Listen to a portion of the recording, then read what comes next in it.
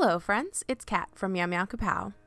First of all, if you're new to well-linked box, I've linked in the doobly-doo the first very thorough video I made of what they are and how they're different from other boxes. And believe me, they are different, so it's worth knowing.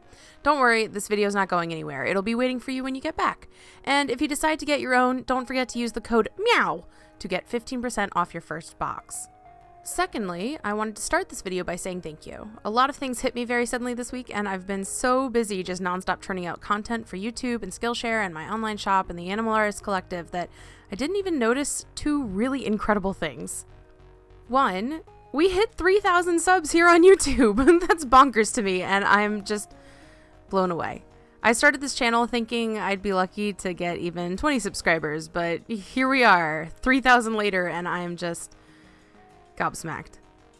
I'm also about to hit my 1-year anniversary on YouTube, and when I think about that, it just blows my mind. I have no idea how you found me or why you believed enough to leave me those likes, comments, and subscribes, but truly, I wanted to thank you. But back to the box. I am in love with this card and little notebook from Regional Assembly of Text. The card is fun, and it's actually perfect to send back up to Canada to Bengineering from Loading Ready Run, since I'm pretty sure it was made just for him. The cover of this notebook is silly and perfect, and I've been using some little notebooks that are similar for months, which Eve Bolt gave me back when we did a fake subscription box swap. I love that there are different line widths and grids inside the book, but the conversion charts and references on the back are brilliant! Even when I fill this book with all my ideas, I'm keeping that back for future reference for pretty much the rest of forever. This is probably my favorite thing inside the box, honestly. Specifically, the Apothecary's weights references is so fun for me because I have no real idea what a grain and a scruple are, but gosh darn if I don't now know that 20 grains equals 1 scruple. The pens inside were a nice surprise too. I've used the Stabilo fineliners in the past before, but not the Stabilo Black Plus pen.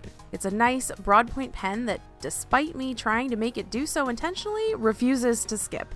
It's also super comfortable in the hand, and the way it glides across the paper is smooth and satisfying. It's not waterproof though, just a heads up. The colorful fineliners are something I used a few years ago, before I had watercolors. I would scribble with them on paper and then run a wet brush on the ink to soften the color and make it almost feel like fake paint.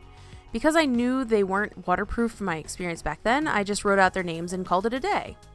But the day after, I got curious and ran a water brush over them, and they barely moved! Whoa! This might be because these are the pastel colors, which I hadn't tried before. The colors are super pretty and just pastel enough to be soft and delicate, but not so much that they're hard to see the colors of. Partnered with the black pen, which really is the perfect complement and the only thing really missing from the set of colors, they just can't be beat.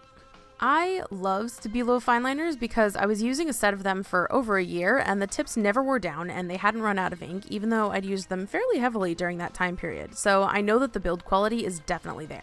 For comparison, I have utterly ruined Sakura Micron pens and Faber-Castell Pitt pens anywhere between 1 month and 1 year of using them, so I'm no stranger to abusing art materials. If a pen can stand up to me, I know it'll serve many people well. Once again, as always, I'm so pleased with how well-inked Box assembles their boxes. I know it can seem at first like their collections aren't anything different from anyone else's, but I've noticed from the start that everything they put in each of their boxes is always very purposeful and strategically designed to complement one another. Some subscription boxes seem to give you a random mishmash of colors and materials to spark creativity out of you by giving a challenging variety, but well-inked Box is always cohesive in its theme and approachable in its philosophy of always bringing together materials you might not have tried before and giving you your best chance to make them work together. So far, well-inked Box is still my favorite creative subscription box service, and I will continue to sing their praises for as long as they continue to earn them. Which is to say that I, again, was provided this box to review, but aside from getting some rad supplies out of the deal, I'm not being paid, and even if I was, y'all know I calls them like I sees them.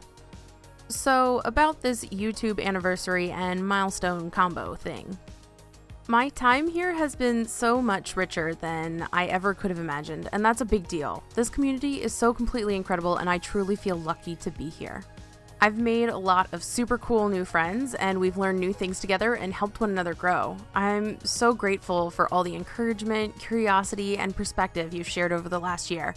I can't wait to spend the next one with you all, too. Bubba's excited for it, too. So if you want to ask me a question, any question, go ahead. I'm planning a Q&A to celebrate, and if you want to know what my favorite color is, or how I would solve world hunger, or any other bit, please shout it out in the comments.